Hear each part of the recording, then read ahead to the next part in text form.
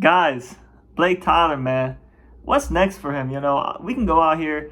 We just saw one of the great performances at ESFL 135. Blake Tyler, pretty in control of that fight. And, when you fight your cam mate, you kind of get that. You already know. You guys are in the training room every day with each other. You know who's going to get the better of who. However, both these guys signed the dotted contracts, and they both thought they were going to get the win. However, Blake Tyler went out there and dominated. And, I mean, we can be honest.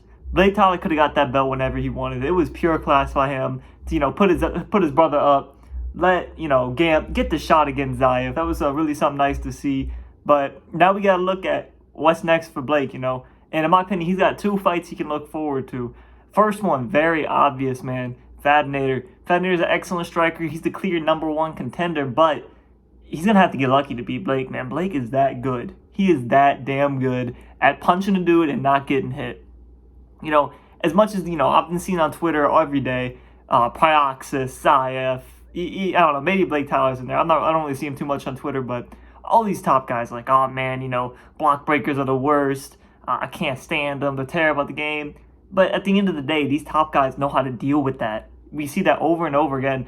Bang Bang's a great fighter. He's the pure test whether you're a great fighter or not. He is the gatekeeper of the elite of the elite. But there's a reason you're never going to see him with a belt around his waist. It's because these top fighters know how to stop the block breaking. They can get their head out the way. They can pivot. They can hit you right in the body. Bam! Right in the gut. And that's going to slow him down. He's not going to be able to sit here and just pressure you all day long. And if you have an elite wrestling background, even better. It's really not as big of a deal as these players like to complain. How like it is. But, so yeah, if you ask me, Thad and Blake Tyler is probably going to be the next fight. However, it's just an easy title defense for Blake Tyler. He's that elite of a striker that the block breaking alone is not going to be enough to upset him. However, we have to look into the future. Here is what I say. Suave Jamie, ladies and gentlemen, where has he been? He talked about having a comeback fight against Showtime Stats, UFC 120 or ESFL 129, but that fell through after Shad suffered that ACL tear, and we haven't heard a damn word from him since. Nobody's calling him out. Like, these guys, if you are right now, if you're a top 10 contender, why are you not calling out the biggest name in the sport? Nobody is taking a shot. This is like no one calling out Conor McGregor when he was in his prime.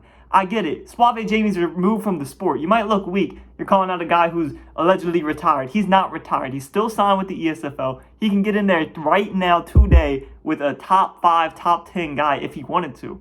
No one's pushing the belt. If you are a fighter, go push the action. Someone call out a name. Just say a name. Because this man right now, let's not forget, he is undefeated.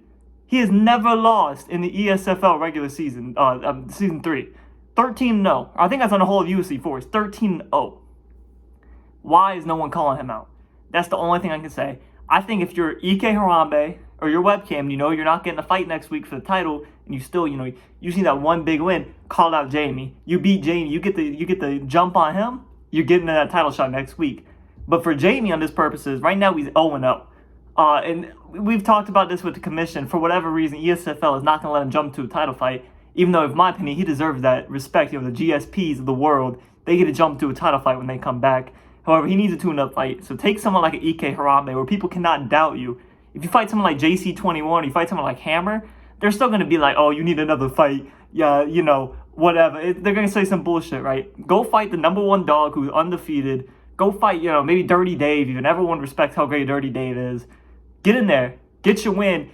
ESFL 139, you're fighting for a title. Just like that, you have the #1 biggest pay-per-view star in the sport, and Suave Jamie, fighting probably the #3. I got to put Zayev in there somewhere, but top 3 in Blake Tyler. Everyone knows Blake Tyler. And that's obviously if you're not including the guys that aren't signed. Prioxis can obviously, if he comes back, he can draw a crowd. Marshall Mine can draw a crowd, but if we're talking about active fighters who just want to fight, Suave Jamie, I think he's the #1 biggest draw in the sport. If you go back and look at all of his pay-per-views where he's on the, he's on the docket, the headliner, those are pulling in, a couple thousand views because everyone wants to see this man fight. Come back to the sport. Someone's got to call him out. He's not going to come back willingly because, you gotta have your ego attacked. If someone comes in there like, hey, Suave Jamie, I can go beat your ass. He's going to come back and be like, word? And he's going to go whoop him up. He's going to go fight for the title, get that belt back, and then you have a serious GOAT discussion between him and Zayev. So, ladies and gentlemen, let me know, is this a good idea? Should Suave Jamie come back? And what does Blake Tyler need to do next That's all we got. Let me know. This is what they want. I'm the one. This is vintage from 1980 some. I'm the son of the pioneer.